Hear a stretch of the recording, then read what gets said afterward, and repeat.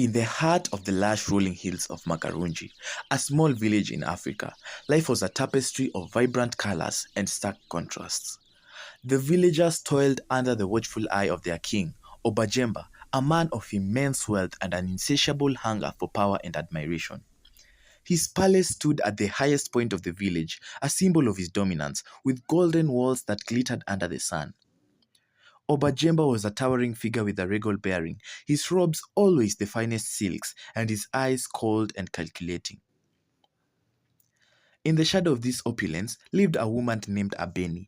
She was known far and wide for her extraordinary beauty, with eyes like deep pools of midnight and a smile that could light up the darkest night. Abeni lived with her father, Madu, a man driven by greed and ambition. Madu's sole aim was to elevate his status, and he saw his daughter's beauty as his ticket to wealth and power. He schemed tirelessly, dreaming of the day he could marry Abeni off to King Obajemba. Abeni, however, had other dreams. Her heart belonged to a humble but handsome villager named Tunde. Tunde was strong and kind-hearted, with broad shoulders and a ready smile. He was the son of a blacksmith and spent his days working in the forge, his skin glistening with sweat as he hammered away at red-hot metal. Despite his modest circumstances, Tunde carried himself with a quiet dignity that set him apart. One fateful day, Madu decided it was time to present his daughter to the king. He adorned her in the finest garments he could find and took her to the palace, where Obajemba awaited with a sly smile. The king was immediately taken by Abeni's beauty, but his interest was not in her art, but in the conquest of possessing the most beautiful woman in the land.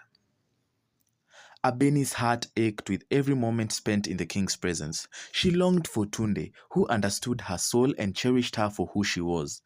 Desperate to escape her fate, Abeni confided in Tunde, and together they concocted a daring plan to elope. One moonlit night, with the village asleep and the palace guards distracted, Abeni and Tunde slipped away into the darkness. They traveled through dense forest and across rivers, determined to find a new life far from the riches of Obajemba and Madu's greed. Their journey was fraught with danger, but their love and determination drove them forward. The first night, they made their way through the thick forest, guided only by the moonlight filtering through the canopy.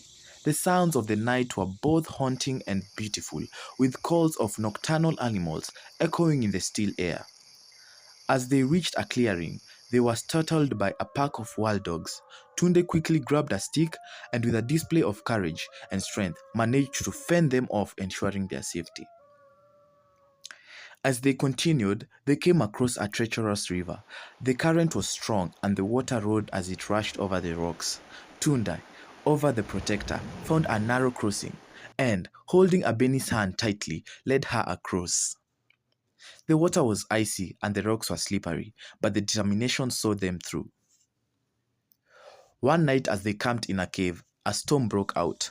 Thunder rumbled and lightning flashed across the sky, illuminating the cave in stark, brief bursts. They huddled together for warmth, finding comfort in each other's presence as the storm raged outside.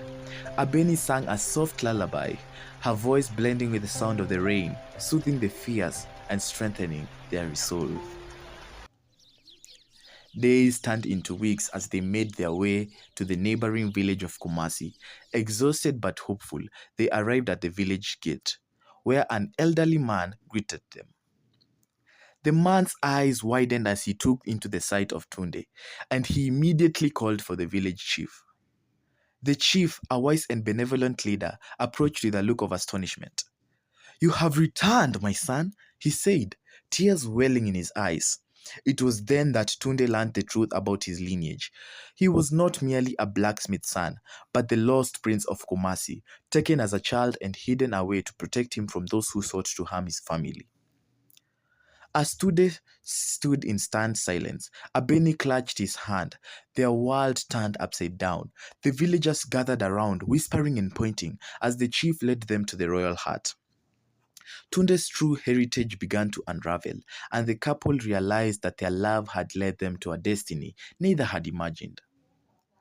As they entered the hut, the chief turned to them with a grave expression. "There is so much you must learn. and many responsibilities to take on. But for now, rest and regain your strength. The future of Kumasi depends on you, Prince Tunde.